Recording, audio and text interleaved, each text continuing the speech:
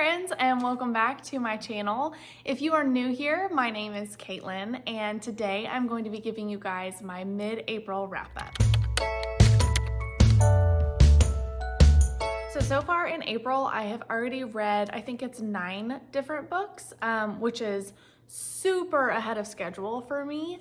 I'm typically a 7 to 8 books a month person, so I don't know what is going on with me. I don't know if it's the spring in the air and the good weather, and I'm sitting out on the back patio a lot with my books, but I am flying through them. So I just thought it might be easier to break up my April wrap up into 2 different videos and go ahead and give you guys the books that I've read so far this month and then wrap up the rest of them at the end of the month. So that's what we're gonna be doing today. So let's just jump right in. Okay, so the first book that I finished this month is The French Gift by Kirsty Manning. This book is a historical fiction dual timeline novel that follows 2 women in 1940s World War II Paris, Margot and Josephine, I believe is her name. And Margot is a maid for this rich villa, and she is actually accused of murder. And then Josephine is an author, and she's also part of the French Resistance, and they end up in the same prison cell, and they develop a really beautiful friendship. And then you have the current timeline, which follows Evie, who is actually the great-niece-in-law of Josephine, and she has inherited Josephine's estate because her husband has passed. And so Josephine gets invited to her home, and when she's going through all of her belongings, she finds a manuscript of Josephine's that has been long lost and forgotten. And this manuscript starts to kind of unravel the mystery of both the murder and their friendship and just some missing puzzle pieces of Josephine's life. And so it's a beautiful story about female friendship and loss and grief also because of the recent death of Evie's husband. As she walks through that grief, you get a lot of that from the book as well. So I really enjoyed this book. I actually ended up giving it 4 stars. I didn't give it 5 stars only because it was kind of slow at certain points, but I really enjoyed this. So if you like historical fiction, particularly World War II historical fiction, I would pick this up. I think it's a really, really solid read. Okay, and the next book that I picked up this month was Beautiful Ruins by Jess Walter. And first of all, we just have to pause and appreciate this cover because it is absolutely beautiful. I am such a sucker for any pictures of the Italian coast. It's just so pretty. But unfortunately, this book was a really disappointing read for me. I was so looking forward to it and I thought I would really, really enjoy it, but it did fall flat. So this book is about a man named Pascal, and it is I think that's his name. That just shows you how much space this is taking up in my brain. But this does follow 2 different timelines, and it follows a man who is younger in the 1960s, and he is on the Italian coast, and he ends up falling in love with this Hollywood actress that comes there because she is sick and she's seeking treatment. She ends up finding out that she's gonna be okay, and she goes back home to Hollywood. Well, years go by, 50-ish years go by, and Pascal is never able to get over this Hollywood actress that he fell in love with. And so he goes to Hollywood, not speaking hardly any English, in search for her. And that plot line has so much potential. It has so much potential, but for me, it just had way too many other characters that didn't really add that much to the plot itself. And then there's a director character in this book that, and this is not a spoiler by any means, but there's a director character in the book that is getting movie pitches made to him. And there's a whole chapter that's just this movie pitch about cannibalism, and I don't know, it just did not do it for me. There was just so much distracting from what I think I was the most excited for with the plot. And then the ending didn't really satisfy me either. So unfortunately, this was a 2-star for me, but you know, we gave it a good old college try. Next up this month was Homicide and Hollow. This is the second book in the Rosie's Kitchen Cozy Mystery series. The first book was actually a Book of the Month pick. I think it was last year. And if I'm correct, I think it was maybe their first Cozy Mystery feature ever on the subscription service. But this Cozy Mystery series is so much fun. The first one was Arsenic and Adobo, and then this one is Homicide and Hollow. And it follows Lila, who is Filipino, and her family owns a Filipino restaurant. And in the second one in particular, it follows her journey as a pageant judge where young girls compete for scholarship money, and it is a co-chair on the board of the pageant that ends up dead, and she has to team up with the investigator on the case to figure out who done it, because her cousin is actually implicated for one reason or another in the murder. So this one was just so much fun. It really hit on some heavier notes than what most cozy mysteries do actually, which I really appreciated. This one in particular talks a lot about mental health and about the stigma surrounding therapy. Specifically the stigma that she would endure as a Filipino from her family, which I thought was a really interesting aspect. But these books are so full of culture and they're diverse, which is really important in the cozy mystery field right now, because that genre just typically doesn't have a whole lot of that. I just cannot recommend this series enough, whether you are an avid cozy mystery reader like myself, or if you are brand new to the genre, these are top tier. So next up this month was actually, dare I say, maybe one of my favorite books of all time. It was Notes on an Execution by Dania Kukafka. I hope I said that author's name right, but this book follows a serial killer. His name is Ansel, and he is 12 hours from execution. And the story of his life is actually told through the perspective of women in his life. So you have the perspective of his mother, you have the perspective of a fiance, also the detective that's working his case. So there's a bunch of different women who are telling the story of this man's life and his crimes. And it just was so beautifully written. It was so captivating, and there was so much content in it that was truly thought-provoking. I have thought about this book probably every single day since I finished it, just thinking about the ways that our choices affect those around us and how truly impactful we are on the people that we love.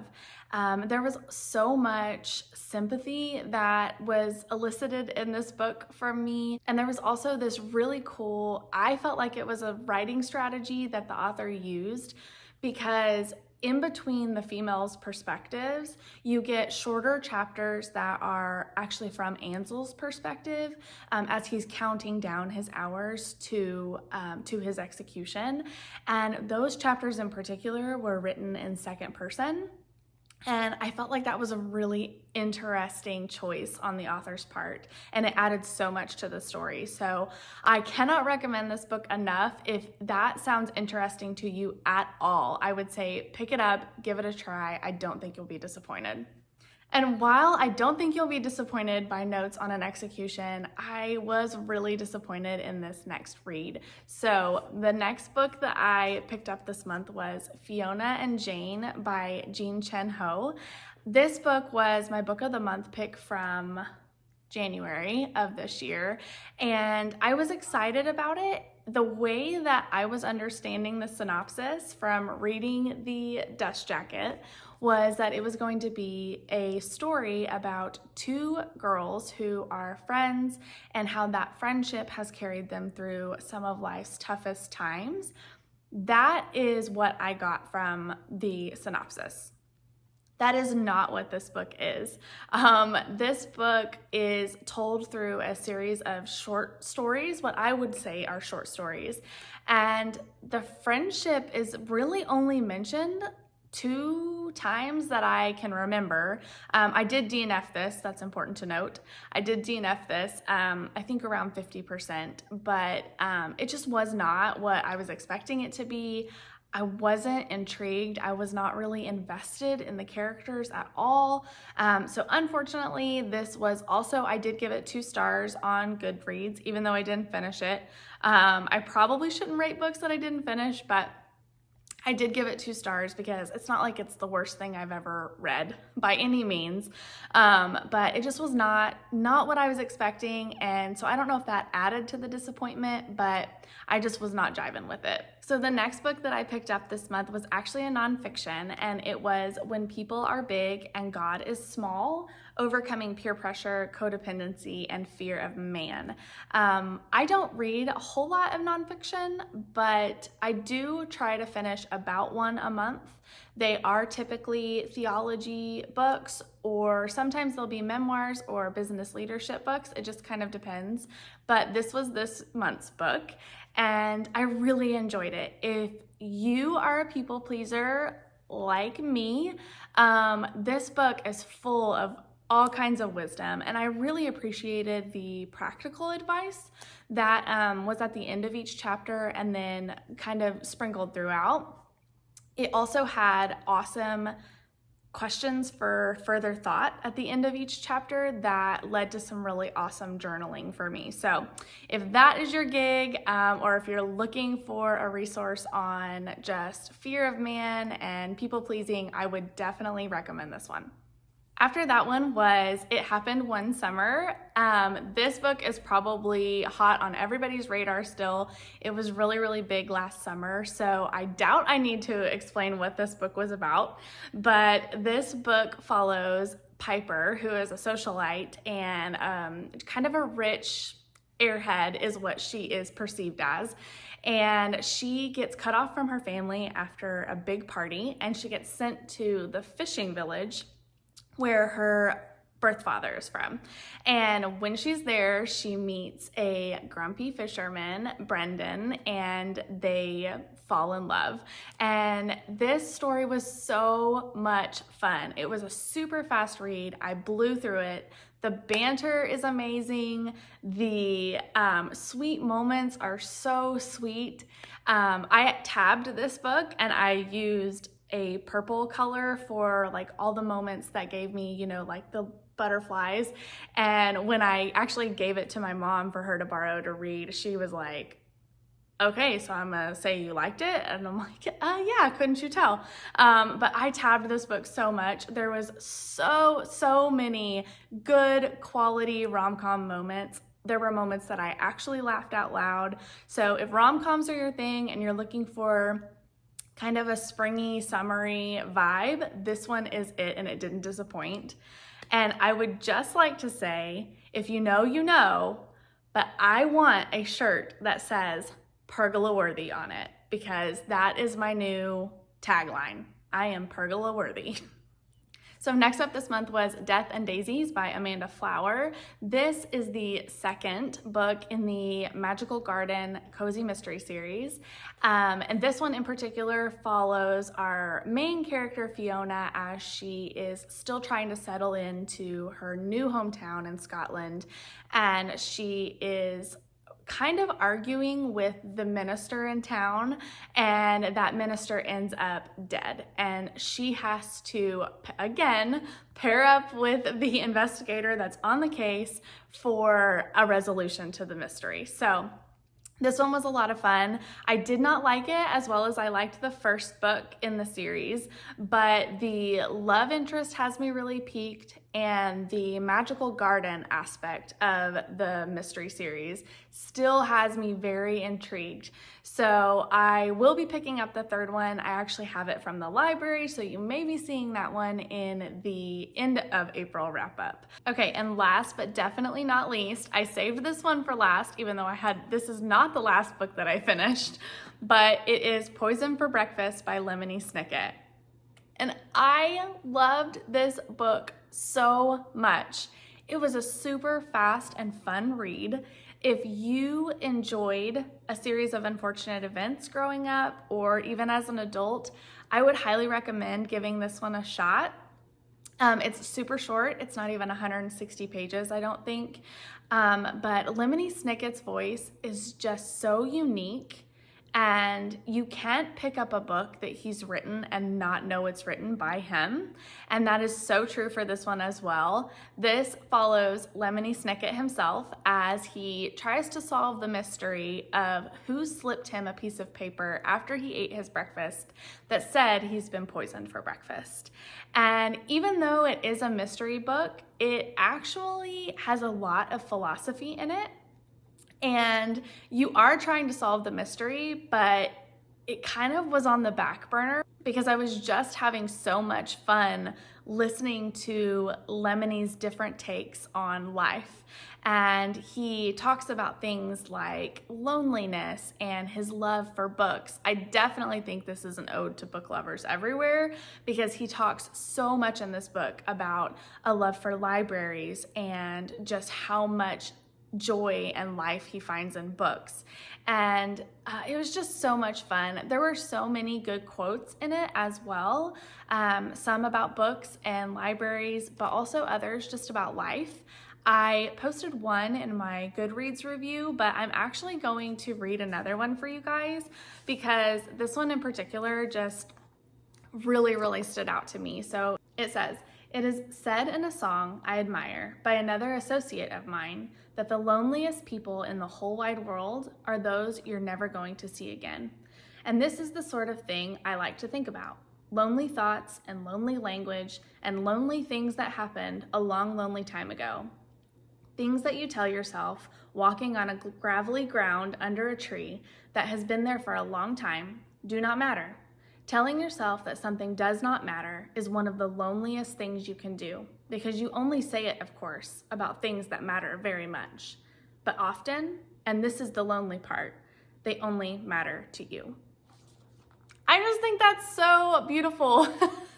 And I just feel that in my soul. So anyways, again, if you enjoy Lemony Snicket, I can't recommend picking this one up enough. This one is going to go on my favorite shelf for sure. And it definitely makes me want to pick up a series of unfortunate events again as an adult and reread them. So I may be doing that in the months to come because I just can't get enough. Okay guys, well that is it, and I hope that you enjoyed this video today and that it brought a little bit of sunshine and maybe a couple of recommendations to add to your TBR.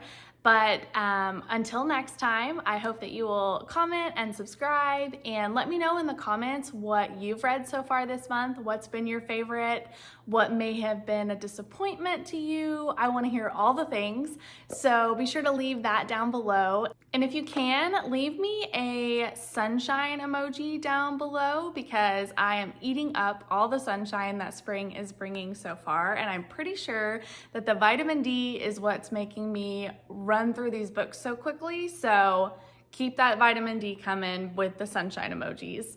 But until next time, don't ever forget to choose coziness over chaos, and I'll see you next time.